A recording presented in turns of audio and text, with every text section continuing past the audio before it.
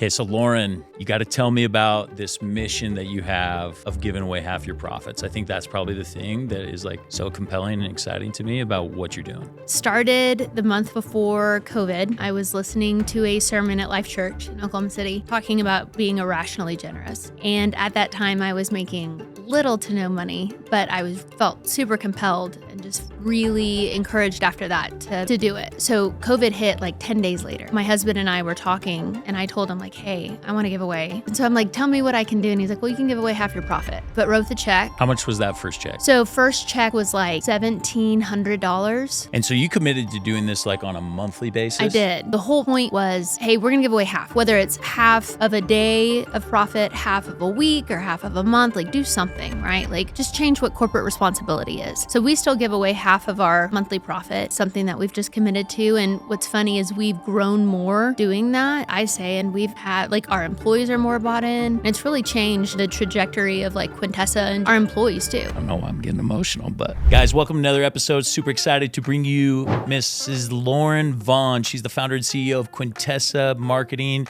They are a personal injury marketing company worth hundreds of millions of dollars. She is a faith-based mother of five that is dedicated to the mission of giving 50% of her profits. How would you feel about giving away 50% of your profits? Does that scare you? Imagine a world in which you did so and made more money, flew a private jet, and had incredible success in all areas of your life. You're not going to want to miss this episode, so tune in to Miss Lauren Vaughn. Okay, so Lauren, you got to tell me about this mission that you have of giving away half your profits. I think that's probably the thing that is like so compelling and exciting to me about what you're doing. Yeah. So started the month before COVID. I was listening to a sermon at Life Church in Oklahoma City. And it was the pastor from Watermark talking about being irrationally generous. And at that time, I was making little to no money, but I felt super compelled and just really encouraged after that to do it. 2019. So yeah, so this was right whenever, so COVID hit like 10 days later. Yeah. So in the sermon, my husband and I were talking, and I told him like, hey, I want to give away, like, can I give away half our revenue? And he's like, you don't make 50% profit. And I'm like, he's like, yeah, that doesn't work. No, that math doesn't math. And you'd have to have some pretty incredible margins in order to pull that off. You know, I was a reactor. And so I'm like, tell me what I can do. And he's like, well, you can give away half your profit. And so the first time that I was actually due to cut the check was April 1st from March profit. And I had just gotten like termed from some lawyers, and employees had quit because COVID happened. We didn't even know if we were going to be able to stay open, and but wrote the check. And then like, how much was that first check? So first check was like $1,700. Okay. So something really, and it was like to the penny. It was probably like 1,715 cents. Something. I was very literal. And so you committed to doing this like on a monthly basis? I did. Okay. Mm-hmm. Because at least for me as a business owner, I'm like, well, it's really hard to even understand profits. Well, you know, when you have an incredible accounting team, it takes, 10 to 15 days to actually close out a month, right? And so like, I guess maybe the math was pretty simple at this time. Yeah. Well, yeah, you have like 4 employees and not that much revenue coming in. It's pretty simple. Yeah. Now it takes a lot more because we have about 100 employees and trying to see what it is. But we've kind of figured it out. So that's also why we started Give 50, because the whole point was, hey, we're going to give away half, whether it's half of a day of profit, half of a week, or half of a month, like do something, right? Like just change what corporate responsibility is. Mm-hmm. So we still give away half of our monthly profit, something that we've just committed to. And what's funny is we've grown more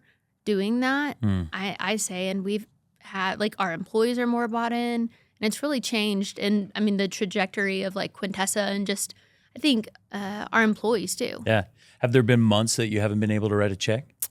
So I step out in faith, and I actually write the check before I get the income. Oh, wow. Yeah, so that was like kind of the new way to challenge. So we normally give... So you project what your profit's going to be this next month. And yes. So has there been a time that you haven't turned a profit? Yes. Okay. And how did that go down? I just trusted that it was going to work out and see if we changed. Or, I mean, I'm a gut Yeah. person. And so I'm also, though, knowing, like, is it us? Is it, like, is something changing? Could we have done something different? Were we stewards of what we were given? Like, I mean, we really dig into it. But yes, there have for sure been months, especially as we've been growing the company. Like, there are times that you just don't profit as much because you're putting more back into the company and into technology or whatever may have you. So what's the largest check you've cut on a monthly basis? $500,000. That's pretty awesome. Yeah. So $500,000, meaning that you made $1 million that month. Mm-hmm. That's fantastic. Yeah. And so going from, you said 1,700 Yes. was the first one. So essentially a net profit of 3,400 to $1 million Mm-hmm. based on this mission over the last 5 years. Yes. Okay. So, you said that this was, revealed to you or you felt inspired during a church sermon or Mm-hmm. whatnot. But where would you say like this desire to serve and give back really originates? I'd say at the DNA level, I always saw my mom and dad be very generous. So I was raised, my family they're strong Christians. But more than that, my dad, he started his own company whenever I was born. So I've seen him like have grit and still give away and still be generous. And so So what were like some of the things that you saw from your parents that really like touched your heart and inspired you? So the biggest thing, I'd say, it's Sam's. I don't know if you guys have Sam's, but it's like a Costco, right? Uh-huh. Sam's Club. Costco. Mm-hmm. And so my dad saw a lady behind us, and she had a bunch of Build-A-Bears in her shopping cart. And he was like, "What is it for?" And he was like, "Oh, I'm going down to the burn unit to be able to give these Build-A-Bears." And so my dad told the guy, he was like, "Hey, how many does she have?" And he was like, "Add on 20 more. How much is it?" I'm writing the check, and he's like, "Don't you dare tell her until I'm out the." And then he's like, "Hurry!" And I'm like, "What just happened? Like, what are you doing?" And he didn't ask for any, like, didn't want any notoriety or anything from it. But And how old were you at the time? I'd say probably 7 or 8. And it really just stuck out, a core memory. Yep. For And then sure. he always tithed. He always showed us like writing checks. Like, 10%, yes, no matter what. no matter what. Yeah. And there'd be times that he put us in a private Christian school. So like it was hard for him because he was his only employee. So Right. it all came down to him. So he would Just work. a solopreneur. He's out Yes. hustling, figuring out how to make a buck, didn't really know how to leverage himself, but was a very giving and trusting man. Yeah. That's pretty awesome. Mm-hmm. So you saw him tithe. What were some other examples that like happened in your life that really stick out as a core? So they would always just commit to like if our school needed anything or if our church needed anything, like, hey, we need, there's a family that's in need. They were always the first to just volunteer, like in whatever capacity it was. So they always were volunteering at the church or helping out in some way, shape, or form. Yeah. And then if anyone needed anything, like, oh, they don't have enough money to hire movers, let's go do it. So of course we hated it, right? We were like, oh, great. Like, here we go again. We have to go do this. But growing up, it was really cool to be able to see that. Yeah, that's awesome.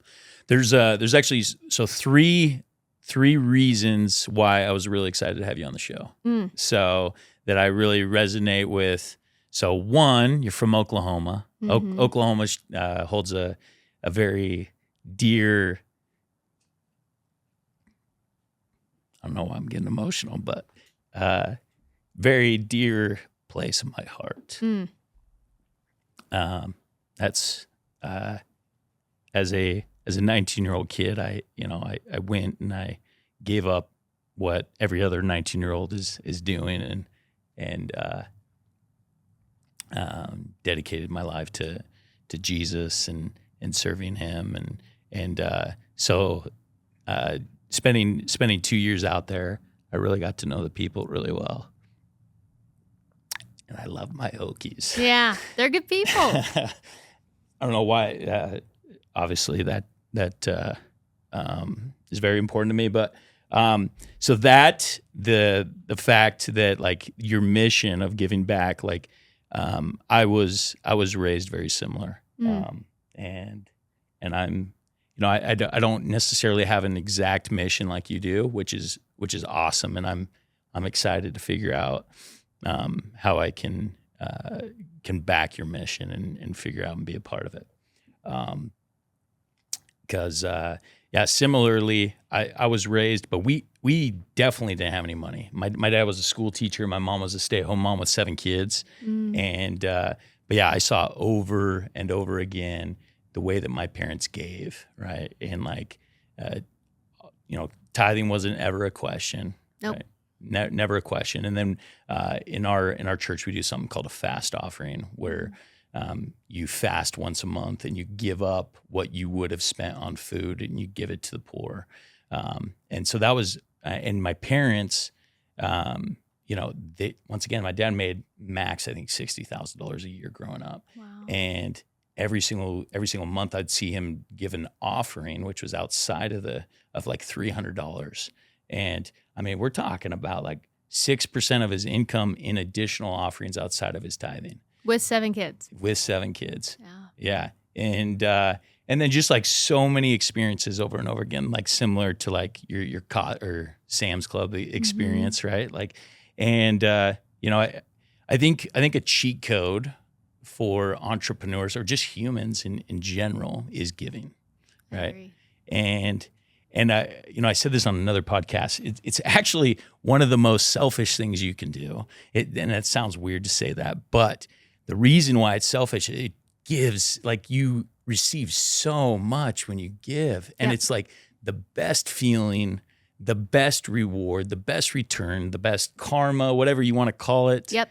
Right? Comes back tenfold. It comes back tenfold. And like most people never experience that. And if they do, it's on a very limited basis or whatnot. And so I really love that you're doing something that is painful, right? Like, because 50% of profits, that's painful. It's painful. There is lots of pain in that. But there's also, to me, like, what's amazing is I have helped, because I was called, I felt like, to mission work. Yeah. Very young age. And what's funny is one of the people that we donate to their goal is to get the Bible into everyone's hands across the world. Yeah. And they're doing that through technology. And it's the YouVersion, it's the Bible app. And what's funny is they were able to show me the ROI, meaning how many people downloaded it from every dollar I give. Yeah. So there's a mathematical equation that I get to do every month that shows me, hey, it's 10 cents a download. And I've been able to help reach more people through that than I could have ever being in the mission field. Yeah. And so, God's just used like this idea of what I thought was going to be into something so much greater. Yeah. Yeah. That's so awesome. So it's interesting in my church, we have what we call callings, right? Which is like where we're asked to go and serve in a certain type of like position in the church for free. Like we don't, no paid clergy or anything like that. And, for years I kind of struggled with it. I just kind of had some basic callings and I always wanted to like do more or whatnot. But then I came to a realization that I think you've come to is like, if as an entrepreneur, I have the ability to share the word, like as I gain influence and power and money and everything like that. If I use those things for good, right? Like I can be a greater missionary. I can be like, than I would ever be able to be just full-time, whether it's trying to preach in front of a congregation or out serving or whatnot. Like money allows us to leverage our own person, which I know if I was a full-time missionary, I would not have any money and I would only be able to be like just one-on-one or one to a few that could gather or whatnot, right? And so I think there's so much power, in being able to leverage the resources that we've been blessed with. Yeah. I mean, listen, if you told me growing up I was going to work with personal injury lawyers, I'd be like, what? Like, what does that even mean? Right. Right. But I mean, it's allowed being able to be in here and bring a little bit of light into the industry. And again, we're not perfect, but the goal is to be better. Yeah. Right. And to show people something different. Yeah. And for people to ask why. It's awesome. Yeah, and so clearly you've been really successful, right? Making, $1 million a month, that's fantastic. Most business owners would only dream of being able to hit those type of numbers, right? And it's something that we've had in common where both of us have been able to run successful businesses. To the point where today we're both sitting here in Vegas. You flew in on your private jet. That's super cool. Yeah. That's actually the third reason why I wanted to. I see. There it is. So I had a private jet for a couple of years and really grew an affinity for just the convenience and those type of things. And so after I sold my business, we sold our jet and kind of shifting, kind of looking for the next thing in that direction. But so you really started, so based on some of the things I've read, like you started your business before 2019. Yes. So kind of give us a little bit of the journey of sounds like the first initial years were just kind of like getting by. And it wasn't really until you made this dedication that I'm going to go and give away half of my profits every month that it really took off. So can you walk us through kind of the journey of building this incredible empire that allows you to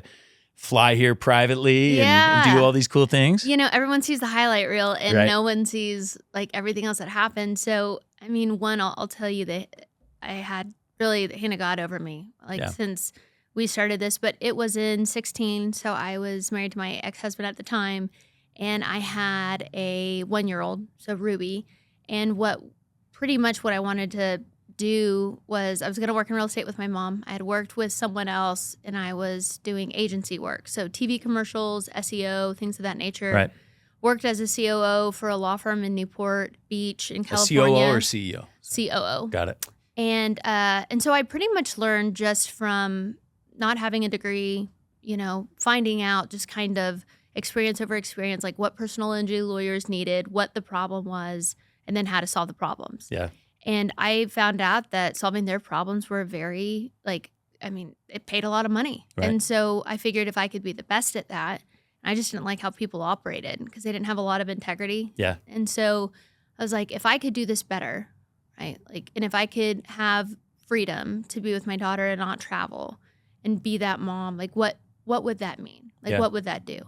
And so how many years did you work for other people under these different positions? 08 to 16. Okay. So 8 years. Which I think is very important for like the listeners and viewers to really understand, like that time has to be put in. I think right now in 2023, 2024, there's like the TikToks and the Reels preach like, go out and start your hustle early on. Yeah.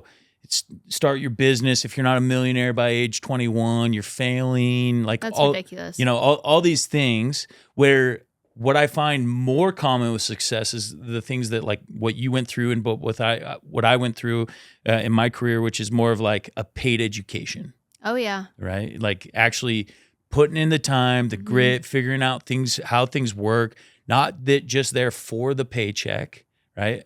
So I think the opposite is true. Like you shouldn't just be anywhere just for a paycheck, right? No. Like a job should not just be a job. You won't last. Yeah, you've got to look at it like, what can I learn? How can I develop? Who can I study from? Like who's doing it right? Who's doing it wrong? And like both good and bad education, because it sounds like you saw some negative things going on in the industry that you're like, I don't want to do that. Right. Right. And your name gets associated with it. Right. And so then, and all you have in life is your name. Yeah. So you've got to dig out of it too. So what would you say like some key takeaways or principles that you took from those 8 years of paid education? There's a lot. You never want to compromise your integrity. Yeah.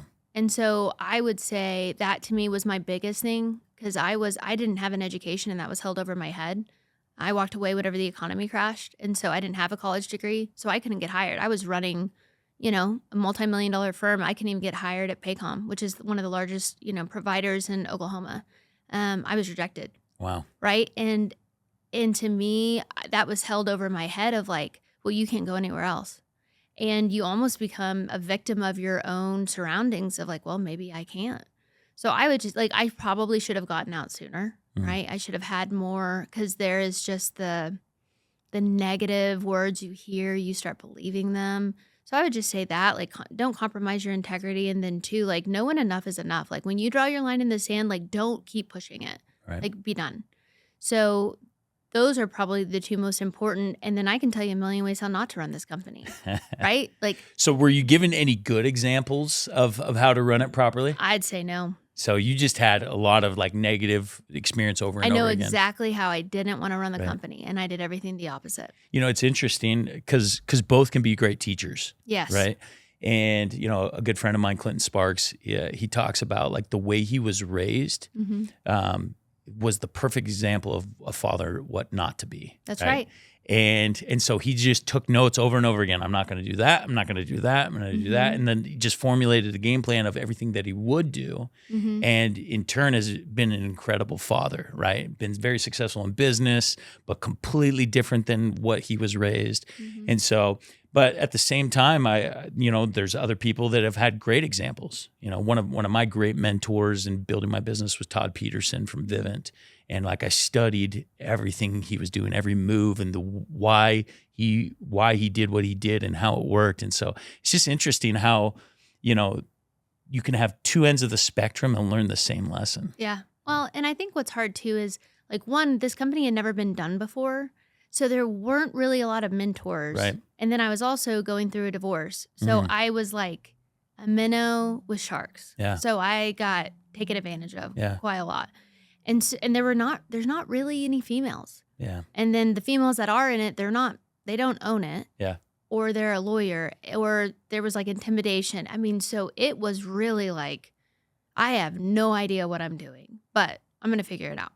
So you launched this business as a single mother. Yes. Okay. Yeah. And how many years later did you get married? Were you married? So Leo and I met in 18 and then married in 19. Okay. So 3 or 4 years later? Yeah. Okay. Yeah. Got it. And so like, tell me about the struggle those first few years, doing it on your own, figuring it out, not really having a perfect example. Like what, give us some color to that. I got my bank account shut down multiple times because I didn't have enough cash flow. So I had to take these, call them payday loans, but like the sharks, like the MCAs, right? So there was at one point where I was spending either $50,000 a month or $100,000 a month in payback. Oh. And it was daily. And so how much revenue were you doing at that point? Not that much. It was bad. So I think we were probably at about $1 million a year. But still, our cost of goods sold was like 50, 60%. Right. You have that coming through. But the problem was I had no credit. So I had did no you end up loans. losing it all? Did you have to, you made it through. We made it through, but Wow. but like banks did not want me. I would literally be able to, like, sometimes I'd be able to run credit cards. Next times I'm like, I need to go cash a check and it needs to be able to be in Oklahoma. Like, it was hard. So I'm sure a lot of attorneys were like, so what are you doing? What were some tough decisions you had to make during this time of like, do I buy this or do I pay this bill? Like what? So there were lots of times I went and ate over at my mom and dad's Yeah. because so we had a system where it was like green, yellow, red, meaning like green, I could take my daughter out to eat. Yellow, we had to eat at home, and red, like had to go to mom's. And so that was how I knew. And we still operate green, yellow, red. Obviously, they mean different things now, but like something so green, fly the jet whenever you want. Yellow, once a month. And red is like sell. Yeah. Sell the plane. Got it. It's great. No, but there was a lot of lessons like that. financially, I never laid off anyone. So that was one thing that I never wanted to do. Because how many people did you have working for you during this time? At the max, probably 20, and I was the only one running it. And so that was a pretty big, because it was just our sales floor, like the call center, but I never wanted to lay them off. So that was something that I really committed to. So that was hard. Like, I would pay them before I paid myself.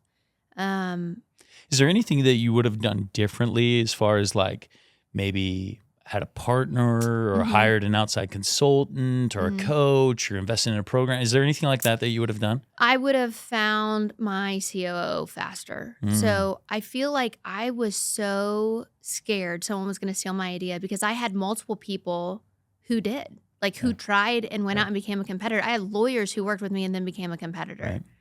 And so I would say finding that number two. I wouldn't have partnered with someone because I just, sometimes you can't explain why you do it.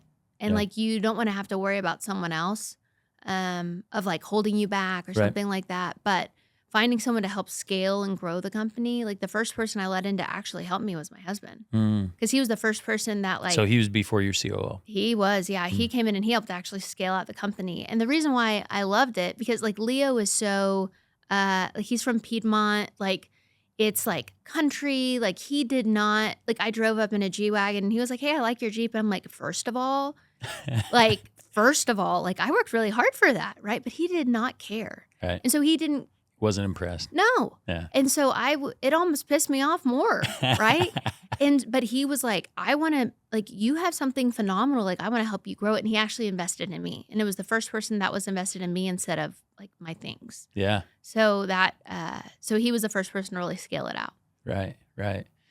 No, it's interesting. Like these are similar feelings that a lot of, first time entrepreneurs go through from a standpoint of like, I don't want to give up control, right? I got to be able to do it all on my own, or even this like thought of like competition. Oh yeah. So what would you say to the people that are feeling similarly about competition? Like somebody's going to steal my idea, like I don't want to create my competitor, or so on and so forth. What kind of advice do you give to that person? So we've really invested in our hiring process. Yeah. So we do a survey assessment. That's the only EEOC approved survey to be able to, for pre-interview screening. And so we've really invested into that. And it pretty much tells you if someone is right at the DNA level to be in this role. So for instance, if someone is applying to be your VP of sales and they have no drive for sales, like you're going to spend 90 days waiting for them to show their true colors. Right. And so that's really helped us, one. Right. And then two, we have an entrepreneurial operating system, EOS, that we use, Traction. And so that was big because I was able to set clear expectations and really articulate like, okay, we're not hitting the numbers we all agreed on. So when did you guys start implementing EOS? That was in 21. Awesome. Yeah. Awesome. But the survey assessment was just about 7 months ago. Oh, just recently. Oh yeah. And awesome. but we went from 34 employees to 100. In the last 6 months? Yes. Holy smokes. Yeah, we stripped it down. Fantastic. Yeah. Wow. Yeah. So for the listeners, if you guys haven't watched the episode that I did with Gino Wickman, the originator of the EOS system, go ahead and watch that. It's a fantastic interview. It's pre-launch of his new book. He just released it. Have you read his new book? No, it's already on order. So awesome. Yeah. Awesome. Yeah. Gino's awesome. We had an experience. Have you ever met Gino or interacted? No. Did you hire one of his people to come and implement? That's so cool. So fun story. I reached out to Gino through LinkedIn and he texted me. And this was like 2 years ago. And I'm like, Gino, I know you probably don't do this, but what is it going to take to get the man in our door? Yeah. Right. And he's like, oh, I have people that do that. I kind of sold off the EOS implementation and there's 500 people you can, handpick from them. I'm like, no, Gino, we want you. Yeah. You're the guy. You're the guy. And this is back when we had the jet. And I'm like, what's it going to take? He's like, well, my day rates or my speaking fee is this. If you pay me my speaking fee, I would come and spend a day with you. And I said, or he's like, maybe I'd consider it. I'm like, well, what if we send our jet out to pick you up and bring you back? And so that's what we ended up doing. So me and my partner, we flew out. We spent 4 hours flying from Detroit to Washington. Oh wow. Held him captive. Held him hostage. It was like so good. Spent all day with our team and then sent him home. But yeah, so anybody, I mean, obviously you're a big proponent of EOS. How has that transformed your business? Well, I think as an entrepreneur, you're the visionary, right? So the visionary is the big vision. You come in every day, like new idea, right? And it keeps you in line and it keeps a culture of accountability. And then also it keeps you clear on projections because, one day you think, hey, I'm going to hit 10 million. And the next year you're like, actually, I bet I can hit 30. It's like, no.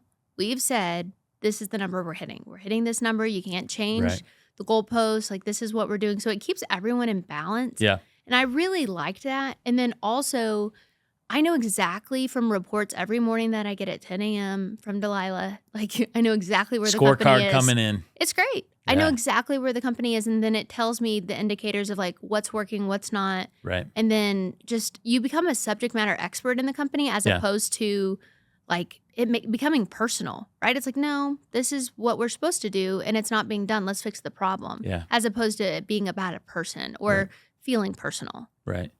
So how long did it take? Because the implementation of a program like EOS, and there's a lot of programs out there, right? Like similar to EOS that, just running good KPIs and reporting and culture and, good SOPs and all this stuff, right? How long did it take for you guys to like really implement and grasp onto the EOS system? I would say EOS is great if you have the right people. Right. So if you have the wrong person in the wrong seat, right? Like that's one of the big things he talks about, like right person, right seat. Right. But I would even take it further of like right personality, Mm-hmm. because that was really the problem. Like we had people that I'm like, they're a good person, but they cannot do this role. Like what is happening? And we were Right paying person, them wrong fair. seat. Oh man. Yeah. And then so when we did the survey assessment, when we started that, we found out 80% of our staff was inductive, meaning if they didn't have a list in front of them every day, which I am not going to do that, that they weren't going to be successful in that role. Right. And 80% of our roles were deductive. So we literally had to change every single person in a lot of our client-facing roles. Right. And then once we stripped that down and then really started, it fanned the flames, I think, with EOS. Because then we're like, okay, this is the right person.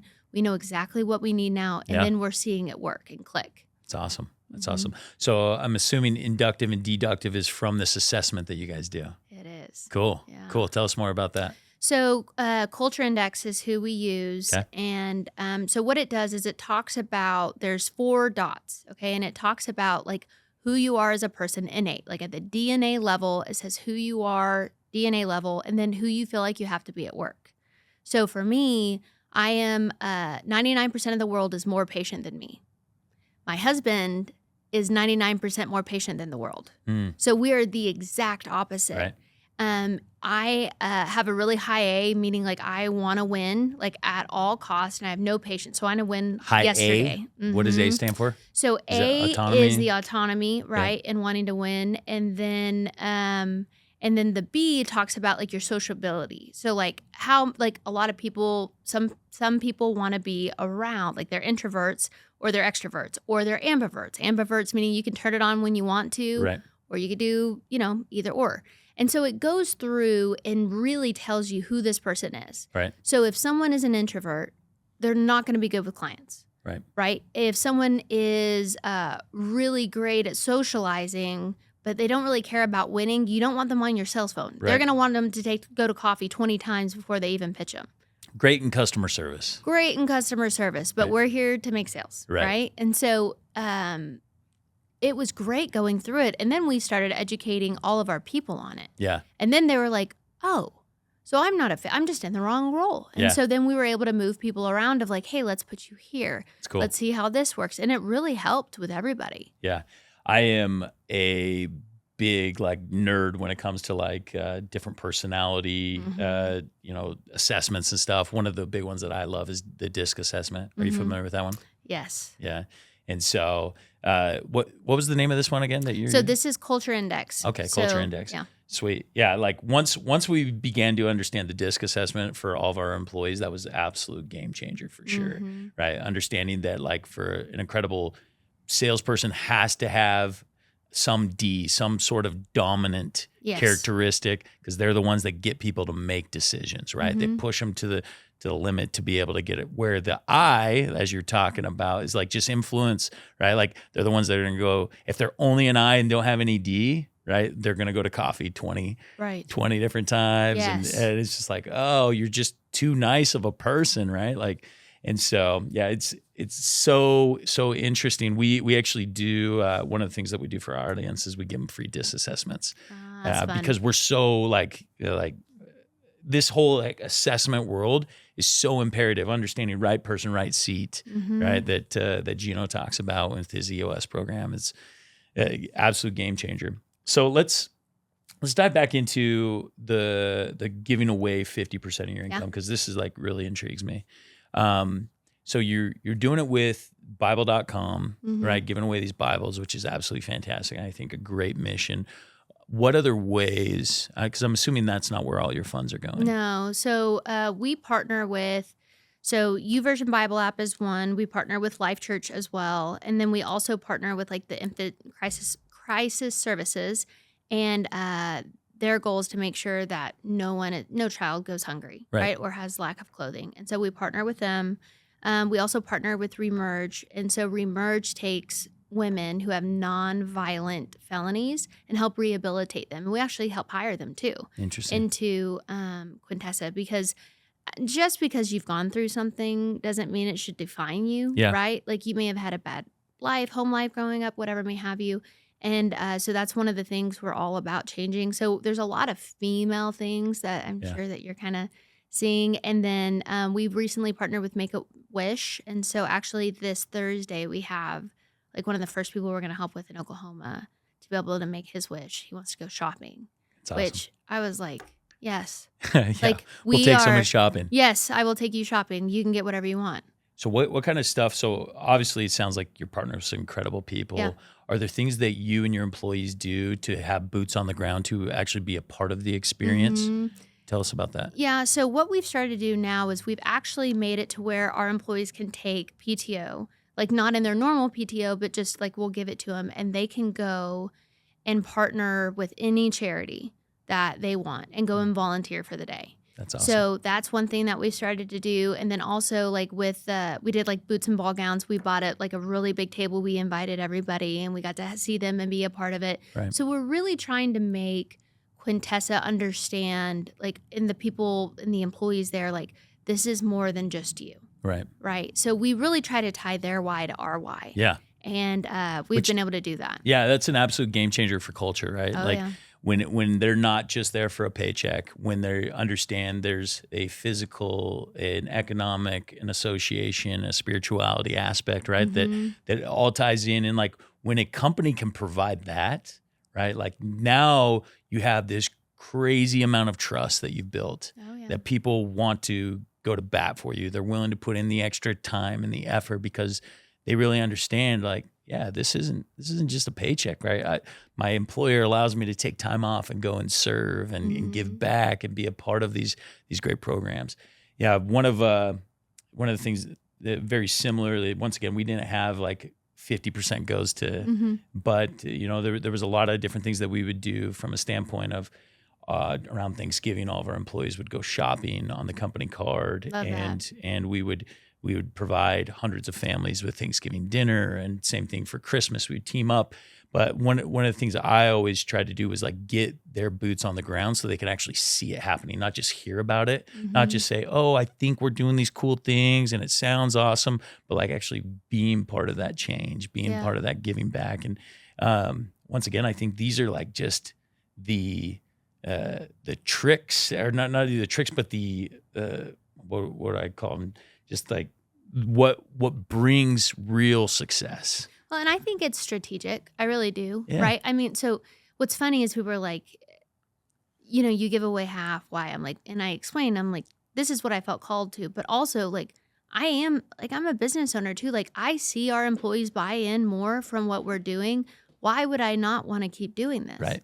Right. And then also too, we're able to tie our why to their why. So we're able to help change their lives. Yeah. So these are people that don't have a college degree and they can make $120,000 a year Right. in Oklahoma. And in Oklahoma, you don't need much. Yeah. 120 is 200 everywhere else. I mean, Yeah. it's nice. And Yeah. so our goal is like, we are going to just change our employees' lives, and we're redefining like what it looks like to hire too. I love it. So I love it, man. Your mission is like everything that I preach, and so like once again, when we talked on the phone the first time, I'm just like, man, like there's very few people that I align like almost perfectly with values and direction and culture and everything like that. And so that's been like the funnest part of just getting to know you, like how much alignment that I see in what you're doing and what I believe about success and everything like that. So what a wonderful cool. compliment. I appreciate that. Yeah, it's awesome. I've appreciated, Lauren, your time today. Where is, like, what's next? What are you, so obviously you're building this business. How can we help you go and accomplish the same mission? So we've recently launched give50.org. So it's all spelled out, give50.org. And so we are actually having companies take the Give 50 pledge. And so it's committing to giving 50% of your profit, and whether it be a day, an hour, a week, a month, something, right? Or if you're a new entrepreneur and you want to commit to doing it, I will actually help you to figure it out. Like I will help you figure out your problems, And so I recently spoke at an event, and we had the first 20 companies take it.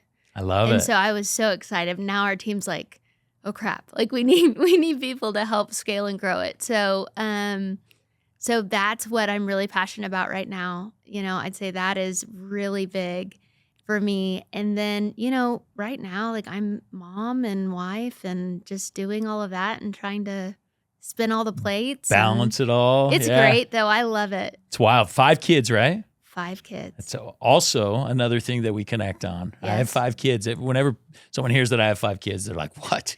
How's that even possible? I know. I get asked, they're like, what religion are you? I'm like, why does that matter? But I mean, it's just funny. It's always a question. The reason they usually ask is because it usually is a sign of religious person, right? Like I think there's something to say about like having an eternal perspective of family and everything else, and like the value that our posterity and kids bring to us. And it does. Yeah. And I'll tell you too, like I tell everyone, I'm like, if you look at my husband, you'd understand. Like he's very attractive. So that's another reason too. Oh, I love it. I love it. So give50.org, spelled out 50 or the number? Yeah, spelled out. Okay, give50.org. I think that's a fantastic, like anything that scares me, I think is incredible, right? Like, because for me, pushes you. Yeah, for me, when I hear that, I'm like, I believe in giving, but do I believe in giving that much? Yeah, right? it's uncomfortable. It makes me uncomfortable just going through the mental exercise of thinking, okay, how can I give 50? Yeah. Right.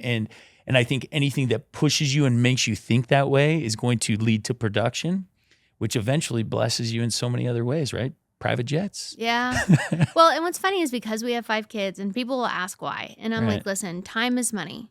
And I decided a long time ago, because I missed enough of rubies kind of growing up. I was like, I'm not going to miss any more time. So I'm going to work harder and sacrifice more to be able to have this, because I can come and do this or meet a lawyer or go to a charity event and then tuck my kids in for bed and be there for dinner. And that's a big thing for me. Yeah. So the next big thing, pushing that mission, you're a mom. Where do you see Quintessa going? So Quintessa, last year before we kind of changed all of our leadership, we actually went through a process. And so you were looking at selling. Process. I was, because I was done. Yeah. I was over it. And got all the way to the finish line, had multiple offers, 9-figure offers. And I was at the Global Leadership Summit, 8 months pregnant. And I leaned over to my husband and I said, we need to pull the process. And he was like, are you feeling okay? Like, are you sure? Are you sure? Because that payday sounds dope. I know. He's like, we're done. And I was like, yeah, but I was like, I haven't had a boss in 10 years. Right. But then also I said, I won't be able to give half. And when they gave the offers, they're like, love you, love your husband, love the idea. Don't love the 50%. Yeah, don't love the 50% and don't love your team. And you just want to like yell at them and be like, this is the reason we have success. Yeah. And I did not, like in my gut, like I don't know if you ever get like red and splotchy, like on your neck whenever you feel like something's wrong. And I was like, this is just like, to me, whatever you want to say, I was like, this isn't right. So I pulled it. And then I was like, you know what? This will be $1 billion company. Like I get very clear on my vision. And so I went out and I'm like, you don't like my team? Great. I'll go find the best. Like I'll go find it and scale it. So we went out and find some just amazing top tier talent. And what's funny is they didn't come in for the salary. They came in for the give 50. Like that's what brought them on. Right. And these are guys that were at Goldman Sachs and Match.com. Right. Like top talent. And so they're now scaling the company and they know like this is the big vision. Right. And so we are really pushing that. So I think Quintessa, the goal is for, I say world domination is the easiest thing to say, but we don't want anyone to be able to look in personal injury without seeing Quintessa, and we're getting there. Man, I love it. I think, just the principle of sacrifice, right? Like sacrifice brings forth whatever you're going after. And a lot of people never get to the point of understanding. I know private equity is real hard. It was like looking at empty eyes. They were like, you want to do what? I'm like, it's okay. You're right. Yeah, you don't get it. It's fine. Well, thank you so much for inspiring us with your vision. Guys, go on over to give50.org, check it out. And if you feel so called, make the pledge. Super exciting. I am feeling it. Once again, it's scaring me, which is also an incredible way to, like I said, to identify for me that it's probably the thing I need to do. So thank you so much, Lauren, for your time. Where's the best place to follow you and follow your vision in your direction? So Instagram, so at the Lauren Vaughn, so VON is the easiest way to follow me and kind of keep up with that and give 50. I love it. Thank you so much. Until next time.